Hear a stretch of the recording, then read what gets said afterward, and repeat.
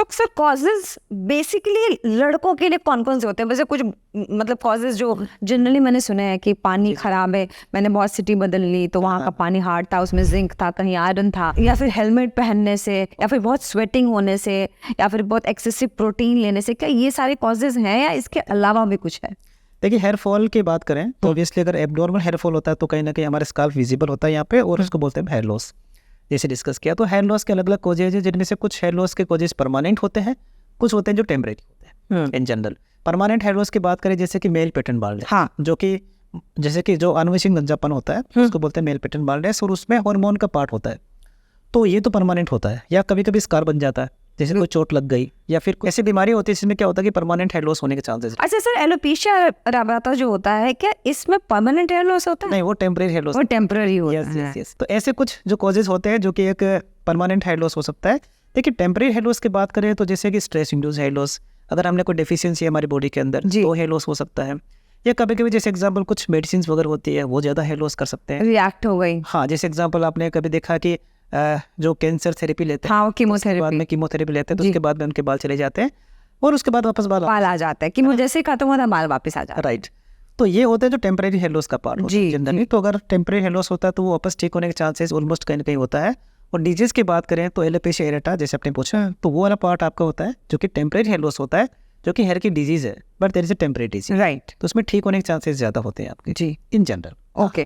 तो क्या उसमें मेडिसिन वो तो ऑटो इम्यून प्रॉब्लम है, राइट?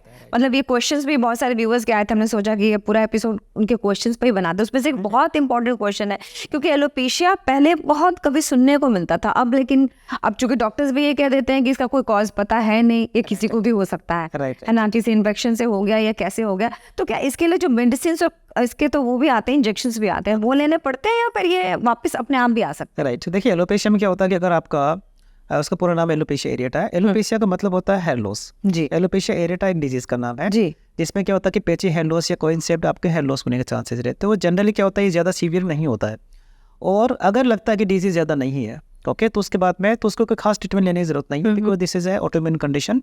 और कभी कभी जो ऑटोइम्यूनिटी होती है वो ज़्यादा एग्रेसिव नहीं होती है, तो अपने आप ही ठीक हो जाता है, ओके। कुछ लेने की जरूरत भी नहीं होती है। और उसके बीच में अगर आप कुछ भी लेते हैं ना, हाँ, जैसे किसी ने बोला कि मैंने ऑयल लगाया, हाँ, तो जो क्रेडिट है वो ऑयल को मिल जाता है। बिल्कुल सही कहा आपने। तो ये मान के चलिए कि कभी कभी अपने भी ठीक हो जाता है। और हाँ, अगर ज़्यादा होता है तो फिर हमें इम्यूनिटी को थोड़ा सा कह सकते हैं कि नॉट वीक बट थोड़ा सा लो करना पड़ता है, और उसके लिए कुछ मेडिसिन लेनी होती है। ओके। और जनरली कह सकते हैं कि एक अच्छा रिस्पॉन्स आता है इसका, मतलब वो जल्दी बाल आने के उम्मीद बढ़ जाती है। तो आपने 2-3 क्वेश्चन और पूछे थे कि हेलमेट लगाने से क्या हेयर लॉस होता है।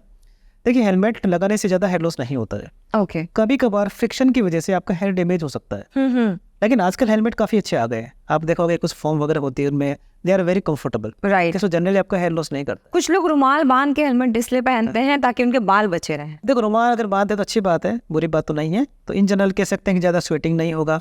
तो कभी कभी हाँ ठीक है, फ्रिक्शन भी हो सकता है, तो फ्रिक्शन भी प्रिवेंटेड हो जाता है उससे, स्वेटिंग ज़्यादा नहीं होती है तो आपका जो रुमाल है उसको एब्जॉर्ब कर लेता है। राइट। तो इस तरह से आपके बाल ज़्यादा प्रोटेक्टेड है जी। बट ऐसा नहीं कि हेयर फॉल प्रिवेंट कर रहे हो। जी जी जी।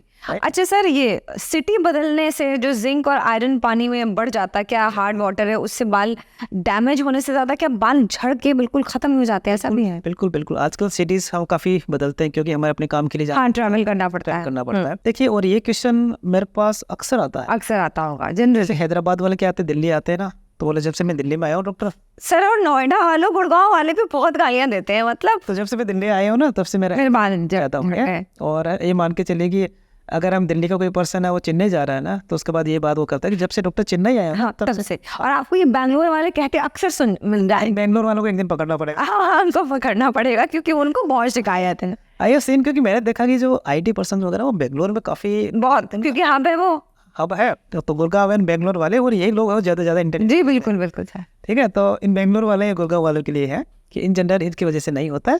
लेकिन होता क्या कि ये जो एक टाइमिंग होती है ना वो फैक्टर बनती है। जैसे एग्जांपल, जनरली जो हेयर फॉल का जो कॉज होता है ना वो मेल पैटर्न बाल्डनेस होता है, जैसे 25 से लेकर 30 साल के बीच पे। और इस टाइम क्या होता है कि वो लोग ज़्यादा स्ट्रेस में रहते हैं अपने काम के लिए, और वो ज़्यादा ट्रेवल करते हैं। ठीक है, तो मेल पैटर्न बाल्डनेस को उन्होंने उससे जोड़ दिया, सिटी से जोड़ दिया। राइट। राइट। तो जनरली सिटी चेंज करने से हेयर फॉल ज़्यादा नहीं होता है। हाँ, थोड़ा बहुत स्ट्रेस हो सकता है, बट वो परमानेंट हेयर लॉस का पार्ट नहीं है, नहीं हो जैसे सकता, मैंने बताया। Right. So in general city change करने से कोई खास फर्क नहीं पड़ता है। हाँ, ये ज़रूर है कि अगर आपने कोई हार्ड वाटर यूज़ किया है या और कुछ तकलीफ है तो डेफिनेटली हेयर डैमेज हो सकता है, जैसे मैंने बताया शुरू में, ठीक है। लेकिन जेनेटिक हेयर लॉस नहीं हो पाएगा। हाँ, right right. Genetic hair loss थोड़ा पार्ट हो सकता है, मिनिमल, ओके, लेकिन इन जनरल ये माना जाता है कि सिटी चेंज करने से आपका हेयर लॉस ज़्यादा नहीं होता। बिल्कुल।